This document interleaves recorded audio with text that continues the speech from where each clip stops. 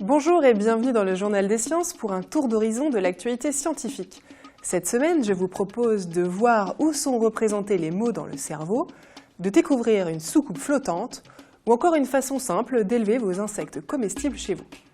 Mais pour commencer, partons à l'assaut des poussières interstellaires. En dehors des étoiles et des systèmes planétaires, le cosmos est rempli de gigantesques nuages de gaz et de grains de poussière qui forment le milieu interstellaire. La sonde européenne Cassini vient d'apporter son lot de découvertes sur la composition chimique de ces grumeaux cosmiques. Cosmic Dust Analyzer, l'outil embarqué de Cassini, a réussi l'exploit d'en attraper au vol et d'analyser leur composition. Parmi tous les échantillons, il a notamment réussi à isoler 36 grains contenant, entre autres, des minéraux à base de magnésium, de calcium ou incrustés de fer. Toute la matière interstellaire est formée dans les étoiles. Ce sont les usines à fabrication d'atomes plus lourds que l'hydrogène. Donc, à partir de là, vous avez les atomes dont vous avez besoin pour faire tout ce que nous connaissons. Ces grains de poussière qu'on voit, ce sont les briques primordiales qui vont, un jour ou l'autre, être incorporées dans un nuage moléculaire qui va s'effondrer sous le poids de sa gravité et conduire à la formation d'un nouveau système solaire. Donc, ce qu'on voit dans ces grains, c'est vraiment les petites briques primordiales qui permettent de fabriquer des planètes. Si je vous dis soleil, le sens de ce mot est très certainement encodé dans des zones précises de votre cerveau qui s'allument au moment où je le prononce. C'est avec cette approche qu'une équipe de neurolinguistique de l'Université de Californie a cherché à réaliser une véritable cartographie cérébrale du lexique, avec un niveau de précision exceptionnel. Dans une étude publiée dans Nature cette semaine, 7 sujets ont écouté pendant 2 heures des histoires vraies issues d'une célèbre émission de radio américaine. Grâce à une technique d'imagerie fonctionnelle très sensible et à un traitement informatique des données, ils ont pu proposer une projection corticale du lexique des participants. On remarque immédiatement que les mots recouvrent absolument tout le cortex des 2 hémisphères. Mais surtout, ils ne sont pas répartis de manière aléatoire, bien au contraire. Ils forment des familles.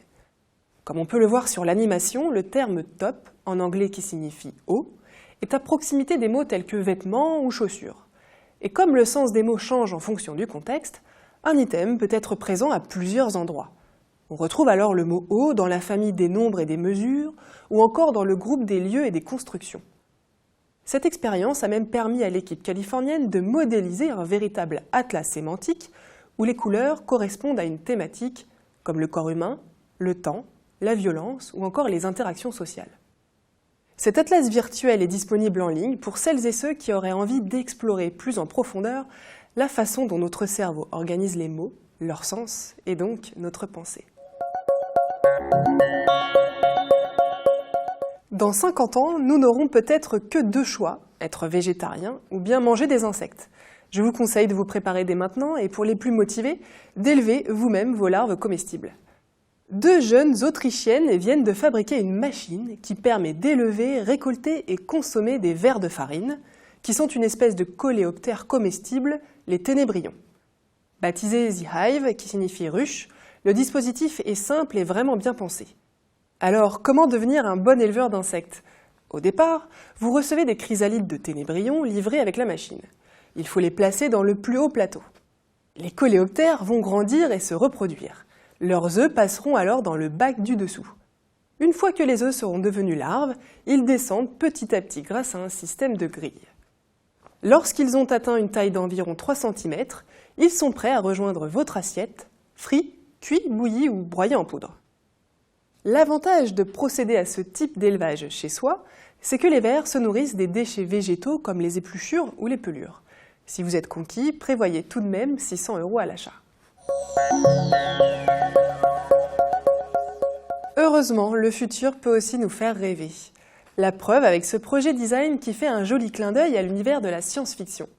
À défaut de trouver des soucoupes volantes, vous tomberez peut-être bientôt nez à nez avec des soucoupes flottantes.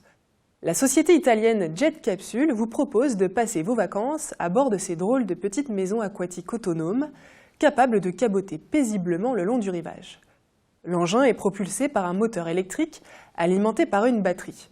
Cette dernière est chargée par 40 mètres carrés de panneaux solaires intégrés dans la structure. En option, une éolienne ainsi qu'une turbine qui exploite l'énergie des courants marins peuvent venir compléter ce système de production d'électricité. Un générateur d'eau embarqué doit permettre de convertir l'eau de pluie et l'eau de mer en eau potable, qui pourra aussi servir à arroser le potager installé sur l'anneau de la soucoupe. Ces 2 étages sont largement vitrés, offrant ainsi une vue imprenable sur les fonds marins et le grand large. Et le plus qui séduira tous les romantiques, l'habitat peut être orienté par les occupants pour être sûr de ne rater aucun coucher de soleil. Voilà, ce journal est terminé, on se retrouve la semaine prochaine. En attendant, rendez-vous sur scienceactualité.fr, le site de la rédaction. Bonne semaine à tous.